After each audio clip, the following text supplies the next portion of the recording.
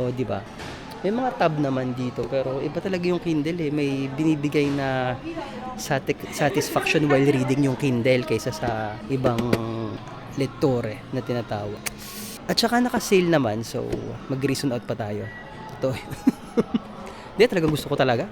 Bibili na talaga ako, decided na talaga ako. Tagal ko na rin inisip tong Kindle na to eh. So, bilhin na natin para makapag-download na tayo ng mga books at makapagbasa tayo ng mga books ng paunti-unti. Kasi sa totoo lang, mahilig din naman ako magbasa.